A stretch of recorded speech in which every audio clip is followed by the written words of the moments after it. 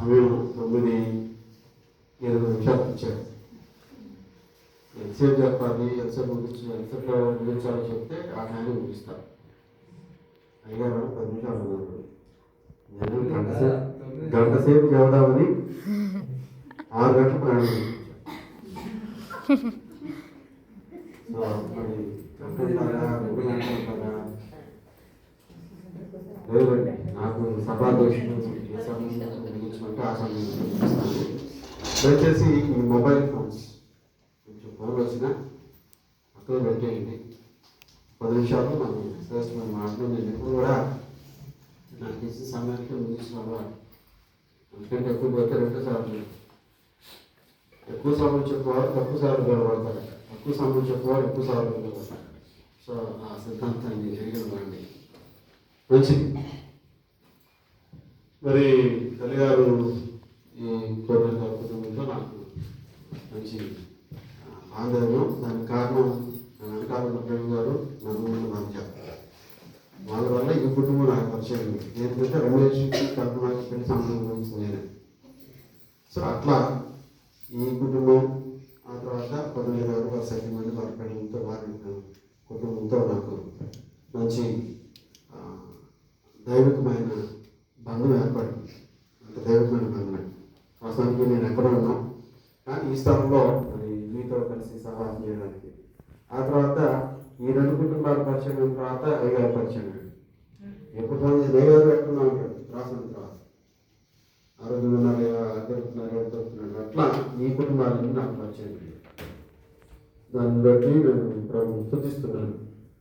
రెండో విషయం, మరి అమ్మ రోజు మేము లోపల ప్రార్థన చేస్తాను. నేను ఒక పెద్ద ధ్వని, ఎంత ధ్వని అంటే 25,000 మెగావాట్ల విద్యుత్ తీర తెగితే ఎంత సౌండ్ వచ్చిందో అంత సౌండ్ వచ్చింది.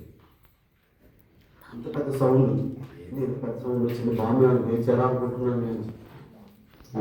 సో బయటకు వెళ్ళి చూస్తే ఎలా దొరుకుతుంటుంది అమ్మ. దొరుకుతుంటే చూసిన తర్వాత నాకు అర్థమైంది అంత సౌండ్ ఆడడానికి గల కారణం ఏంటంటే ఆ స్ప్రే బాటిల్ పెట్టింది. అది ఆ సరౌండింగ్ చూస్తే చుట్టూ గోడ ఉంది, ఇటువైపు ఎలివేషన్ వాకిల్ ఉంది. సో ఆ వాకిల్లో నుంచి ఆ వెనక్కి తిరిగింది అంతే. ఇలా వెనక్కి తిరిగింది, వెనకాల వేలింది. ఏమనుకుందంటే ఒక్కొక్కసారి చాలాసార్లు ఏమవుతుందంటే పెద్ద మన చెవులు గ్రహింపలేని సౌండ్స్ వినపడవు. మాకు లోపల 4 బయట నాకు అంత పెద్ద సౌండ్ వినపడదు. అది వాస్తవమైన విషయం. వచ్చి దులుపుకుంటుంది. నేనమ్మంటే ఏం లేదు, నాకు అర్థమైంది. కాలింది చూశాను. ఒకవేళ నాకు కాలిందంటే ఎక్కడ పెద్ద ఏడ్చుద్దో భయపడిపోయేసరికి ఏం కాలేదు, లోపల అని చెప్పి లోపల కూర్చోబెట్టాను. కూర్చోబెట్టిన తర్వాత పక్కన నుంచి పేషెంట్ చూసి తెలుసు కదా ఎందుకంటే నా పిల్లవాడిని దగ్గర కూడా చూస్తున్నాను. పిల్లవాడు నీళ్ళలో పెట్టి ఎక్కడి నుంచి కాలితే మోకాళ్ళ దాకా తోలు కూడా వచ్చింది. అట్లా పడితే వేణంలో ఎక్కడి నుంచి నా పిల్లలు కన్సర్న్. సో తెలుసు నాకు కొంచెం. ఇంకొక బాబుకి ఆ నీళ్ళు పడితే ఎక్కడి నుంచి ఇలాగే మొత్తం వచ్చింది. ఎవరు చూశాను అన్నీ నేను. సో నాకు అర్థమైంది పొజిషను. ఒకవేళ నేను కానీ కంగారు పడితే ఈ పెద్ద బహు అని అంటే ఏం లేదు, ఆటోమేటిక్గా.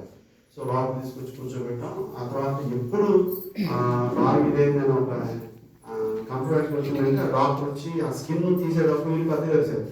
ఎవరు హెల్త్ సిస్టర్ ఆ తర్వాత పాస్టర్లో అయితే అమ్మ అర్జెంట్ మీరు లోపల మీరు పెద్దగా వేసారు అనుకో ఆమె కూలిపోతుంది. అర్జెంట్ లోపల అదైతే క్లీన్ చేశాం. అద్భుతమైన గొప్ప ఏంటంటే దేవుడు కాపాడదలుచుకుంటే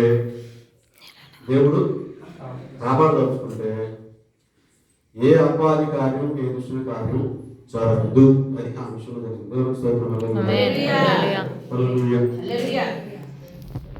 మంచిది.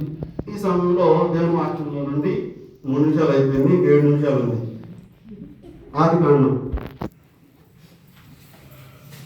కొంచెం శ్రద్ధగా నా మాట్లాడుతుంది. ఆదికాండం దేవుడు నాకు ఇచ్చిన మాటలు నా సొంత మాటలు కాదు. 3వ అధ్యాయం